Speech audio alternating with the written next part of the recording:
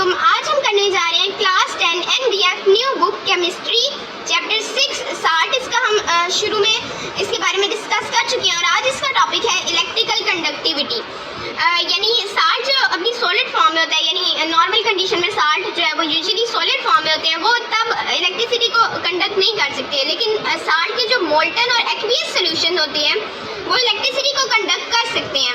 अब ये हम इसको डिस्कस करेंगे कि कैसे इलेक्ट्रिसिटी को कंडक्ट कर सकते हैं, क्योंकि जब साल्ट अपनी मोल्टन और एक्वियस स्टेट में होता है तो वो उसके पास फ्री आयंस होते हैं, और फ्री आयंस तो हमें पता है कि वो इलेक्ट्रिसिटी को फ्री मूविंग आयंस इलेक्ट्रिसिटी को कंडक्ट कर सकते हैं।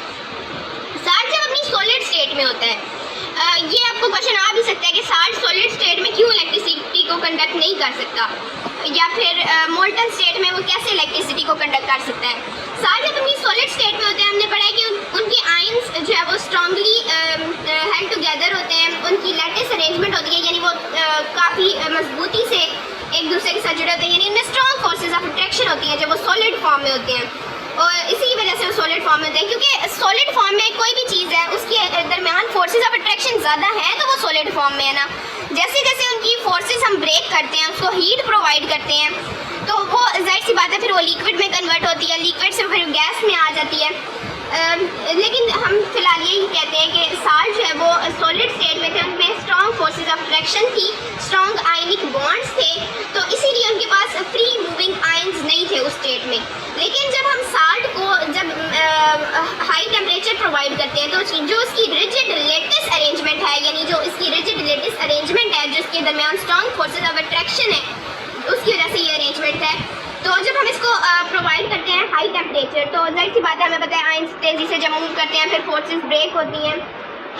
तो जो आयंस हैं वो अपनी मोल्टन स्टेट में जब आते हैं तो वो फ्रीली मूव कर सकते हैं, यानी फिर वो फ्री मूविंग पॉजिटिव कैटायंस भी होते हैं और नेगेटिव एनायंस भी होते हैं, जो जिनके ऊपर जैसी बात है इलेक्ट्रिक चार्ज होता है, एक के ऊपर पॉजिटिव और एक के ऊपर नेगेटिव, यानी एनायन के ऊपर नेगेटिव और कैटायन के ऊपर पॉजिटिव।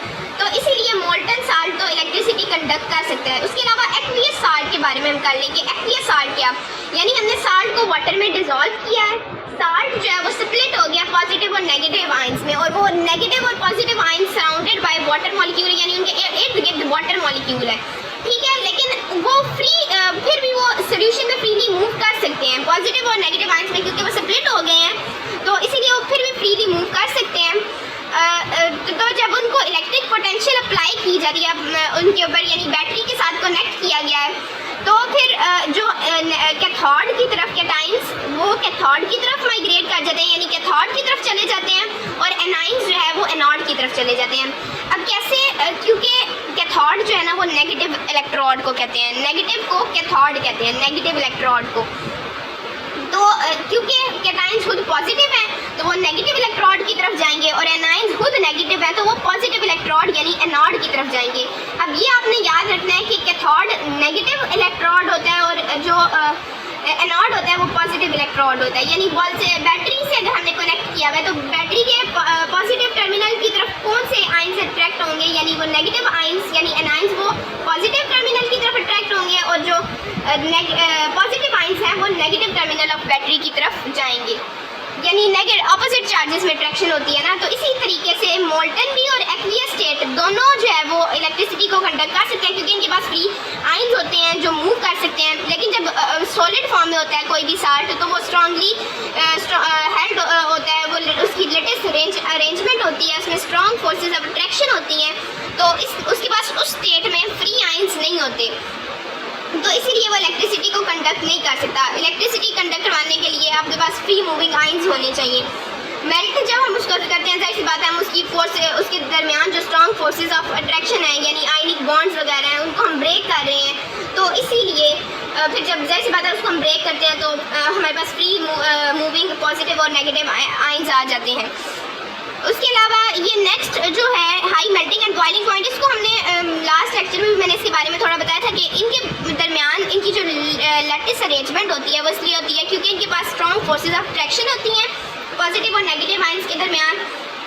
उनकी वजह से ये 3 डायमेंशनल रिपीटिंग एक पैटर्न बनता है जिसको क्रिस्टल लैटिस कहते हैं, जो साल्ट की यूजुअली अरेंजमेंट होती है और ये काफ़ी स्ट्रॉन्ग इलेक्ट्रोस्टैटिक फोर्सेस के रिजल्ट में बनती है।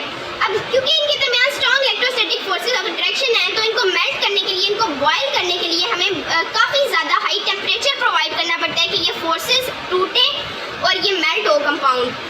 तो इसीलिए इनके मेल्टिंग और बॉइलिंग पॉइंट ज़्यादा होते हैं। कोई भी चीज़ जो जिसमें स्ट्रॉन्ग फोर्सेस ऑफ अट्रैक्शन हो उसका मेल्टिंग और बॉइलिंग पॉइंट काफ़ी ज़्यादा होता है, क्योंकि इन फोर्सेस को ब्रेक करना होता है, उसको ब्रेक करने के लिए ज़्यादा हीट चाहिए होती है, तो इसीलिए उनका मेल्टिंग और बॉइलिंग पॉइंट काफ़ी ज़्यादा होता है। मिलते हैं नेक्स्ट वीडियो में। अब आज के लिए इतना ही, तब तक के लिए अल्लाह हाफिज़। अगर आपको मेरी ये वीडियो पसंद आई है तो प्लीज़ इस वीडियो को लाइक करें और चैनल को सब्सक्राइब करें।